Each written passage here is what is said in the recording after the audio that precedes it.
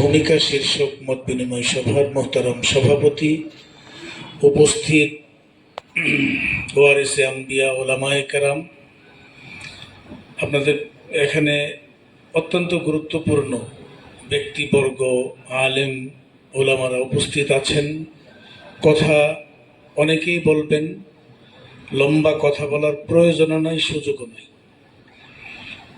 আমরা এখানে যারা ওলামায়ে কেরাম আছি, আমরা ওয়ারিসে আম্বিয়া, বিষয়টা একদিকে যেমন আমাদের গর্বের, তার চেয়ে বেশি হলো দায়িত্বের। একজন ওয়ারিসে আম্বিয়ার দায়িত্ব কি, কর্তব্য কি, আমরা এগুলা জানি। ওয়ারিসে আম্বিয়ার দায়িত্ব সমাজের মানুষের নেতৃত্ব দেওয়া। এটা ধর্মীয় নেতৃত্ব, দ্বীনি নেতৃত্ব, সামাজিক নেতৃত্ব, এমনকি রাষ্ট্রীয় নেতৃত্ব দেওয়ার দায়িত্ব ওয়ারিসে আম্বিয়া।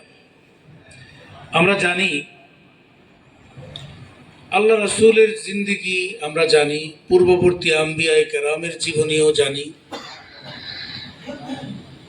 ওনারা আম্বিয়ায়ে কেরাম সামাজিক নেতৃত্ব গ্রহণ করেছেন, তারপরে খুলাফায়ে রাশিদিন তারা রাষ্ট্রীয় এবং সামাজিক নেতৃত্ব গ্রহণ করেছেন। নেতৃত্বের জায়গাটা হলো এমন, এই চেয়ার খালি থাকে না। আলেমরা যদি এই চেয়ার নিজেরা না নেন, তাহলে ফাসেকরা নিবে। নেতৃত্ব এমন একটা জায়গা, এটা আপনি যদি দখল না করেন, তাহলে আরেকজন এখানে ঠিকই দখল করবে। আমি সবসময় একটা কথা বলি, মানুষ আলেমদেরকে মহব্বত করে, ভক্তি করে, হাদিয়া তোহফা দেয়, কিন্তু আলেমরা যখন সামাজিক এবং রাষ্ট্রীয় নেতৃত্ব গ্রহণ করতে যায় বা গ্রহণ করার প্রচেষ্টা করে, সাধারণ মানুষ আলেমদেরকে দেয় না। কারণটা কি? কারণ হলো আলেমদেরকে মানুষ মনে করে যে ভক্তির যোগ্য, সম্মানের যোগ্য, কিন্তু নেতৃত্বের যোগ্য না। এই নেতৃত্ব কিভাবে আসে? নেতৃত্ব তখনই আমার কাছে আসবে যখন আমার সাথে ভক্তির সাথে শক্তি থাকবে। আমাদের উলামায়ে কেরাম, তাদের কাছে জনগণের ভক্তি আছে, কিন্তু আলেমদের কাছে শক্তি না থাকার কারণে সামাজিক নেতৃত্ব নাই। আর যাদের হাতে সামাজিক নেতৃত্ব আছে,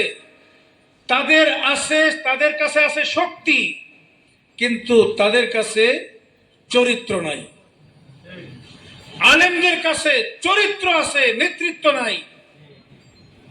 এজন্য শক্তি কিভাবে অর্জন হবে? আল্লাহ রাসূল ফর্মুলা শিখাইছেন, ইয়াদুল্লাহি আলাল জামাআতি। শক্তি আসবে জামাতবদ্ধতার মধ্যে, শক্তি আসবে ঐক্যবদ্ধতার মধ্যে, শক্তি আসবে সংঘবদ্ধতার মধ্যে।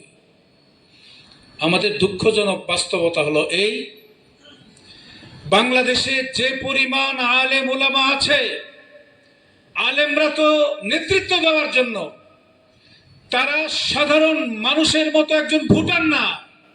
একজন আলেম শত শত ভোটারের এক একজন নেতা। কিন্তু যে পরিমাণ ওলামায়ে কেরাম বাংলাদেশে আছে, শতটা বিভক্তি থাকার কারণে আজকে আমাদের নেতৃত্ব না সমাজে আছে, না রাষ্ট্রে আছে,